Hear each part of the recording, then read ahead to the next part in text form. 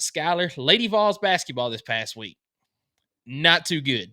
And it started off with just an absolute embarrassing, and I mean embarrassing It was effort bad. against Kentucky in Lexington. Credit to Kentucky though. They played a really good game. They did exactly what they needed to. You see 5 of 21 there from the three-point line. It didn't matter.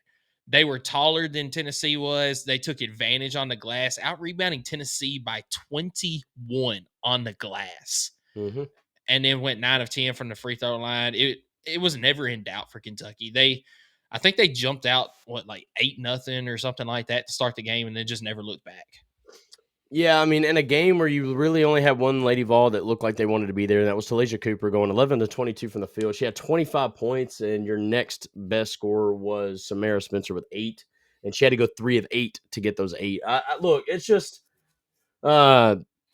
just a bad night. I mean, this was something that you can't have this late in the season, and they didn't respond whatsoever. I mean, they got punched in the mouth early, and never tried to even make a push to come back. So this was ugly from the start. But you're gonna have that, right? It's basketball. I mean, the men's did it against Florida, lost by 30 on the road. I'm not gonna sit here and act like it doesn't happen, but I think the timing of it. I mean, you had a 3 seed on the line for the tournament, and now you put yourself in jeopardy of not even hosting. And so it's one of those things where um, I don't know, man. Maybe it's just Kentucky basketball owns Tennessee this year. I hate to say that, but dude, like on the men's and the women's side of things, they've really, really, really taken it to us this year. It's not fun to say that, but you can't deny it whatsoever. Yeah, I mean that's the truth. But and you kind of mentioned it that you're gonna have your off nights. But the thing that makes this one hurt, and we'll get into the Georgia game here in just a few minutes, but what makes these two games hurt even more is this is the time of year where you're supposed to be finding your stride and getting hot for March. Did the Lady Vols hit their stride too early, and now we're seeing a bit of a downfall? I mean, I don't know, but it kind of seems that way because in this game, Talia Cooper had 25, but it was on 22 shots. And she was the only Lady Vol in double figures in this game. I mean, it was just not a good effort.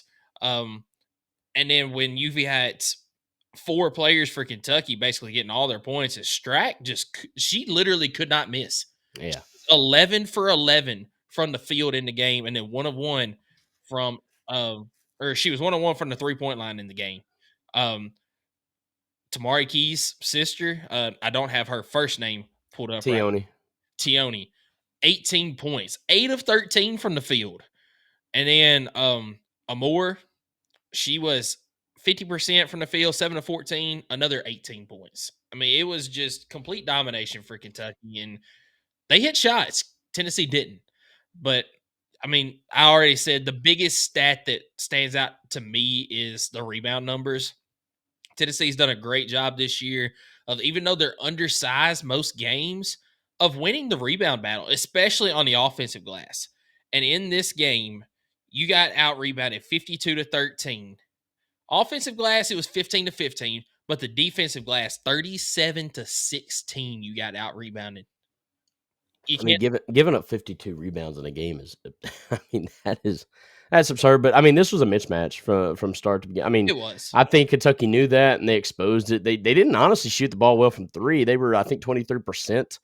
Kentucky was from three, and yeah, it's right there on the graphic actually, 5 of 21. But we were worse in that. We were worse in almost. I think we were worse in every single statistical category in this ball game, and the scoreboard shows that. I mean, it was atrocious. It was hard to watch. I think you only had 9 points in the first quarter. It just when I thought you couldn't play any worse, and honestly, they found a way. But no, I mean it is what it is. It's one of those games where it was a bad night. What can Kim Caldwell do to make sure that this loss doesn't turn into 2 losses, right? Yeah. So I was really eager to see how they handled this, and obviously they didn't handle it too well, in my opinion. Yeah, I agree with you. They didn't finish the season strong at all. I don't know if they really necessarily hit their stride too soon because I still don't feel like we've seen them hit their stride. But then they have a showing like this, and it's just like, man, what was this? But I'm gonna I'm going to tip my hat to Kentucky. They seen the mismatch. They executed their offensive and defensive game plan to perfection there.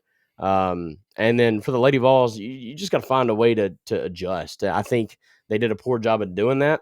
And again, Kim Caldwell's system, when you substitute the way she does, I feel like that's when you really see it hurt. When you've got a team that's not even in rhythm, and then you take them out before they even have a chance to get in the rhythm. Yeah. And that's where you start to see how it's almost like they never got into rhythm. And so I was kind of wondering how that would work. Obviously, in this situation, it didn't work out too well, but this is one game out of about 30. It is what it is. But, you know, And you said it right there. So I tweeted out after the game. I said the one positive thing. Well, I didn't say positive. I said the one thing I can take away from this game is this should be a one-off. We have not seen a Lady Vols team play this bad all season long. So I really think that they can turn it around and come back out and play well against Georgia. And I'm not too worried about it. Was basically what I said on Twitter.